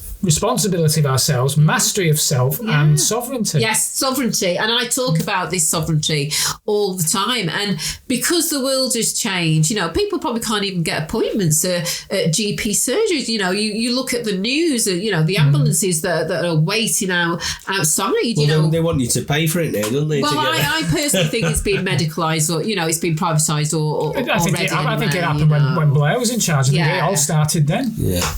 Yeah. Well, I mean, they probably, if you go back in time, I think when Niamh Bevan created it, they opposed it at every step of the way. They never wanted it in the first place. No, they didn't. No. But it went on to become the greatest institute in the world, really, if you think about it. It was something to what we always believed to be something to be very proud of. I remember when I was very politically minded, if I was making a vote, it was always to protect the NHS. Yeah. But things my eyes have opened a lot to what actually it is now, and it isn't what I believed it was. But the other thing that worries me is, like, every time you hear or look into anything now, everyone's agenda is like, if you say to someone outside of the UK, what has the UK got to offer? And it's the destruction and dismantling of the NHS and sell it off. They want to break it all down, a bit like the American system. And you can see it. You can see like in your wages, you'll have to start paying medical insurance through your wages to have service. And so everything's by design, like we said. And so, and you know what? You only got to see a few hundred people start dying because they can't get appointments, and that'll put enough fear into people. Problem, reaction, solution. Exactly. And we know this happens. In everything. But the thing is as well, how do we get so many people to start waking up and looking within and turning on themselves and saying, look, because... Do you know what I think? Do you know what? I mean, part of it is like, you know, you're publicising your service. But I always think that people really do have to hit rock bottom. People, before they can actually... Do you know what I mean? I do. Where they try this and they try that, and it's like, right, I'm going to try this. I'm just going to see if this works. Yeah. You know what I mean? And this is the thing as well, because to be fair, you don't get to... In fact, I've never met anyone whose life is going amazing. Yeah. And then they say... Hey, do you know what? I'm going to get into spirituality, or I'm going to start learning about myself. They don't, because they're still on that ego thing of I'm successful. See, a lot of people who are successful think it's because of them. Yes. They don't even realise. They actually think, no, I'm a millionaire and I'm doing well because I'm amazing. Yes. They've not got a clue, right? There's so many things that's the reason why that's not true. But you find people go through these traumas, near-death experiences, losing everything, marriages, child loss, anything, and then financial loss, and then they have this awakening. But the thing is then, that allows other people to say, oh, it's only because your life's shit, or you've gone through trauma. You're looking for something, you're searching for something. Because I've not experienced it. And then, so this is where you get your naysayers, and so that's difficult as well, because you have to put up with all these type of opinions. But again, that's all part of the challenge and the tests of being on this Earth School, as they say, because Earth School, as they often, when you read about it, in terms of spiritual, it's the hardest lesson. There's one thing what people can't take away from you. They can wrap it up however they want, but people can't take away your experiences. No. So, like, you know, you're the ayahuasca, and can I just say, with the message that came through and the visions that I saw, and at one point I saw like the Tower of Babel. Do you know the tower? It's like leaning like that. Babel, and they took me down. I don't want to go down the bottom. So down the bottom is dark, is dense, and there are all these bodies, and they're all broken up. You know, all like funny shaped and all. And then they took me up to the nice light. But what they were showing showing, and what they were saying is that now is the time for people to awaken and to make a choice. So we're in a stage now where people are going to have to make a choice. And when I say about awakening, it's about love. It's about choosing how you want to be and how if you're in that mindset of hate, this is what you're going to create. So people are really, it's all about making a choice. It's going to be there, or what vibration you want to live at, what vibration you want to be on. And don't get me wrong, you're going to have days where you can have your dark days and your vibration is going to be low. But in general, it is about vibration and choices that you are making. Do you think in some ways that, like, when people have trauma, do you almost think it's like people have to sort of, not physically, but people have to sort of die and rise up and be reborn, almost like a phoenix? I think for a lot of people, but there are also people that beautiful. But there are people that go through this and they will not wake up. So I mean, I don't want to go on, but I think when my sister died quite a few years ago, for me that was a big awakening, because that's made me start to think about the world, about the other world, and is she just gone? Because I thought you die and you're buried. I used to think that, and that's it. Yeah, I used to think. Yeah, and so that was, that was massive. And that's massive trauma to lose a sibling or sister or parents even. So that can be a big trauma to us. But I had a similar thing where I used to always be scared of like dying for some reason or whatever. And then when I found out all the spiritual stuff, then I was scared of that you live forever. And it's just weird to get your head around the two. So I think I'm just stuck in limbo at the moment. Well, you never actually die. You never die because the body dies. Yeah. But consciousness, whatever you want to call that, the soul, but consciousness lives on. So it's just how we've been doctrined to think that you are the body. Yeah. Yeah, I know we're in this body, but we're not actually the body. We're not even the mind. No. We're consciousness, and it's all about awakening. We're in a remembrance now. Do you know what? Yes. You've just triggered something, a thought in my head there of something I remember hearing from probably someone clever, and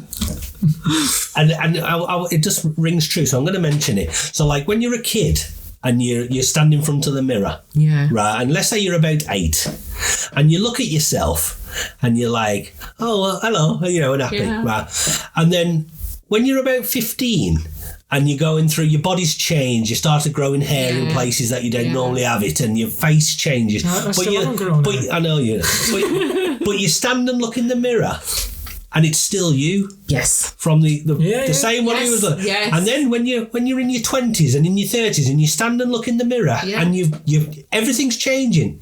But the person who's looking at the mirror is still the person. There you go, the consciousness. Who was 8, the consciousness. Very good. Yes. And then when you get into your old age and you're about to die, but it's still you. I love that. Yeah. Right? I love that. And this is a good way of explaining to people the consciousness and the soul. Yes. And see, that never changes. The body grows and dies, but it will always be you staring back. I love that. Yeah. And it's just, it's just that rings true with what you were saying just.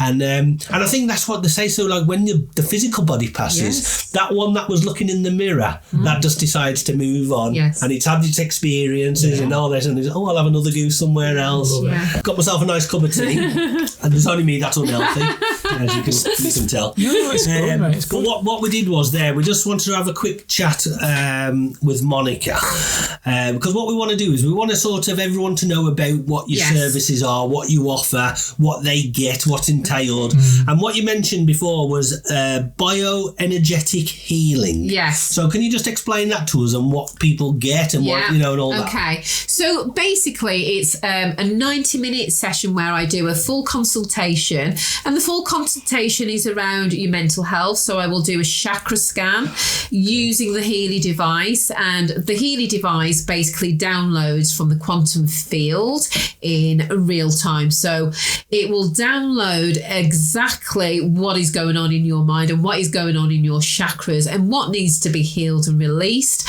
I also couple that with Reiki, and I use a Pacific sound bath for you. So it's an amazing, for me, it's a beautiful thing to see, because when my clients, they get on that bed and within 10 minutes they're out.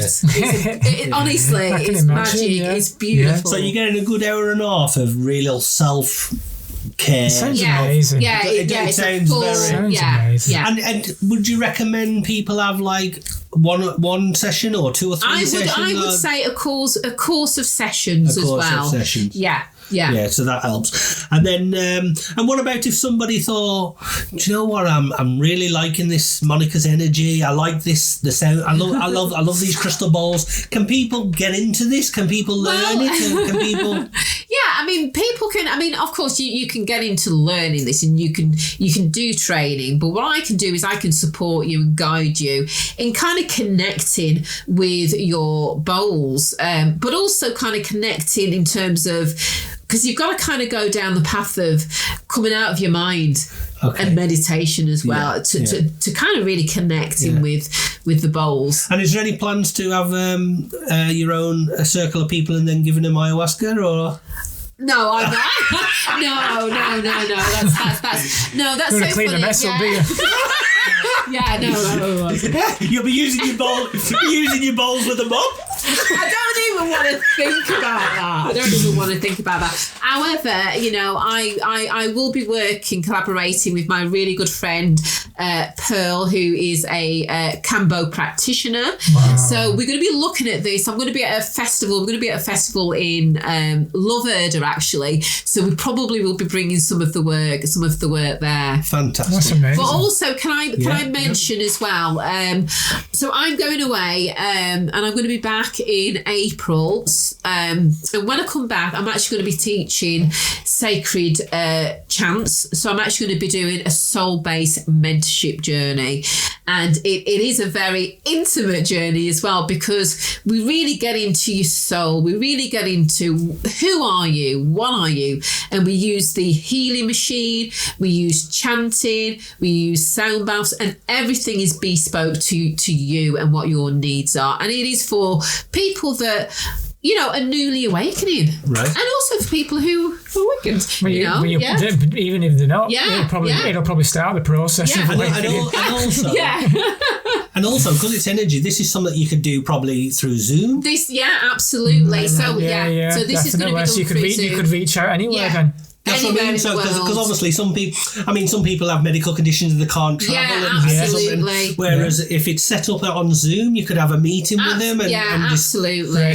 And also as well, Zoom, if there is any like financial charge, it can it's not as much because people are not having to all that expense. Yeah. So I find it's a really good market now for really getting the word out, keeping the costs low. Everybody's having part of it, and there's been a lot of success. I mean, like, I don't know if you've heard of like Joe Dispenza. Yes, of course. I saw Joe Dispenza in 2019. Right. When I just before I was like, I went. Maybe that's why you got. Well, that's exactly why, because I went to Edinburgh and I saw him, and I think it was about mastering your mind, and it was phenomenal. Well, the thing is as well, because when you're around that energy and the sessions of Joe Dispenza, maybe that has resonated with you as well. Yeah. And started to awaken something, because he apparently does amazing like healing sessions, and there's been some miracles, to be honest, from some of his talks as well.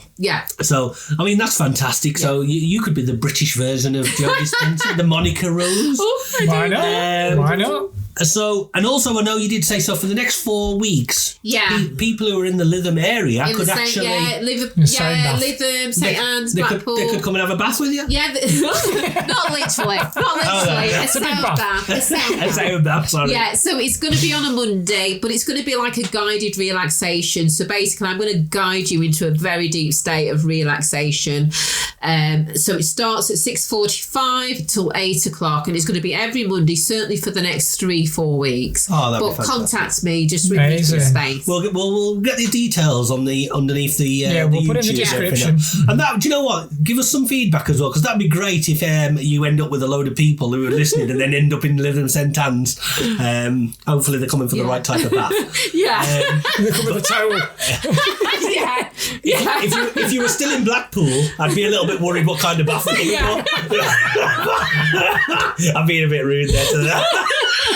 But Lytham St Anne's, so look, do you know what? Might even have a go at that ourselves. Honestly, see what the diary's like. I've had one. I went to one sound bath in Chorley, and I had a great experience. Yeah. It was fabulous. Yeah. Fabulous. I think what we should start doing is we'll take the tape recorder and I should start recording you, right, with people doing stuff to you, like giving you ayahuasca. Give it. I reckon you should be the guinea pig.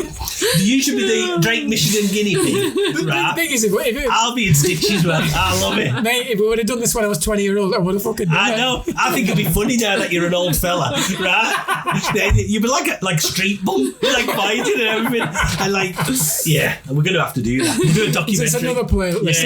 Another series. So anyway, is there anything else that we can dig out of you? Yeah, I mean, one thing that, and I don't know why I forgot this, which was really instrumental for me, was when and it was right about the time that I saw Dr. Dispenza. I read a book by Eckhart Tolle, The Power of Now. That changed massive, eh? That changed my life. Powerful stuff. So powerful, because it is about being present in the present moment, because most of us were either living in the past or we're thinking about the future. This is the crux. You've either got guilt or anxiety. Yes. Yeah. But when you come back to being rooted in this present moment, are there any problems in this present? No, there isn't. Yeah. And isn't it beautiful? Isn't life beautiful when you're just in that present moment? Yes. I think as well, what's good there is like when you've talked about some of the experiences, the books you've read, the people you've seen, they're coming from a really good resource as well there. So you've got some good teachings behind you there. You know what I mean? With proven track records. You know, because sometimes you get people that go off to Billy down the road. Right. I mean, I did it myself. I went off and I'd rake in. I paid hundreds and hundreds of pounds, and then she got a printer and printed out a certificate. I think I went to the toilet and wiped my arse. It wore worth nothing. I went on the UK Reiki Federation and they said never heard of it. So, Hello. Hiya, Tony. Right, buddy. Yeah, could you do us a favour and just move your Hilux for a moment? I need to get something off the camera. Are you all right there? Yeah, we'll clip it. Yeah.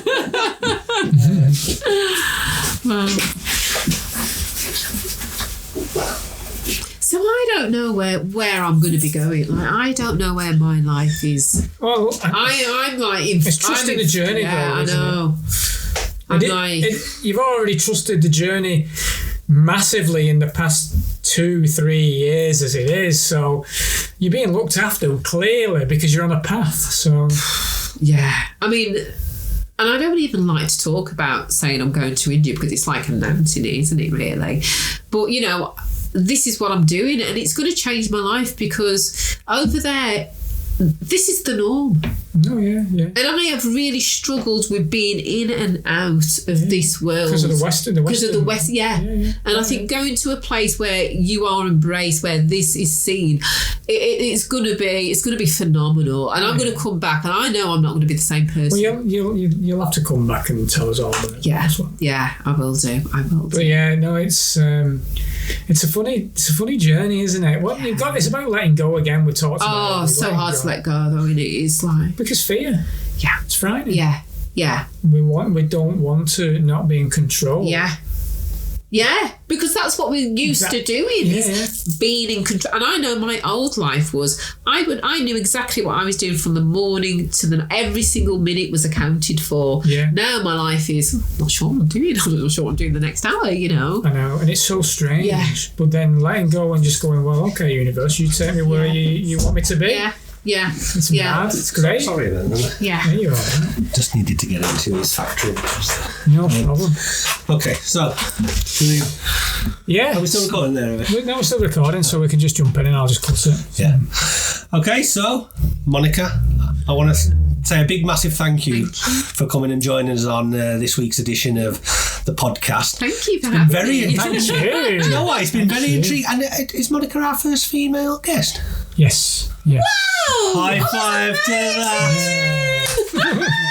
It's not been done by design, but it just made me think there. Do you know why? It's so funny because we've said this for a bit there. The Drake Michigan needs some female energy because you need that duality. Yeah, absolutely. And you can tell when you're here, it just feels good. Yeah. Do you know what I mean? You need that mixture. Yeah. Because, who wants to listen to a couple of... You know what I mean? A couple of buffoons here. Do you remember like the 90s? There used to be a comedy sketch program on it used to be called The Last Smith and Jones. Yeah. Just staring at each other. Yeah, I've noticed I'm the big fat one. I'm the big fat ugly one. He goes on to be a superstar. Yeah. I think I end up going on to have an heart attack and die. Well, let's not talk law of attraction now. All right. Okay. Anyway, it's been an absolute pleasure. I've really enjoyed it. Yeah, it's been wonderful. Wonderful. And we'll obviously promote and plug everything. Push out. We want everyone to come and see Monica Rose. I find everything regarding Monica Rose in the description below. Subscribe below to YouTube. We've seen a good turnabout in our YouTube right now. We really want to push forward more. So please subscribe, please like, please comment. We want to see what people think of the show. I mean, ultimately, if you think about it, if it carries on going the way it's going, and the amount of people who want to come on, I think we're going to have to get to 2 podcasts a week. Ooh. And then what we always wanted, the bigger plan is we want to go live. Yeah. Yeah, we'll go live. Yeah. That'd be, wow. I think if we was the code, we're going to introduce it, but I think if we start getting to a couple of thousand views a week and that kind of stuff, I think there'll be a lot of people who will be ready to just tune in and listen to that. Yeah. I'm not going to any of these baths live though. I think you've got to do wherever you're called and do it. Let go. Yeah, let go. Rise up. Exactly. Anyway. Yeah, great. Thanks, Monica. Thanks, everyone. Thank you so much. Thanks, Sending love Monica. and light out to you all. Love and light. Thanks very much, mate. Thank you.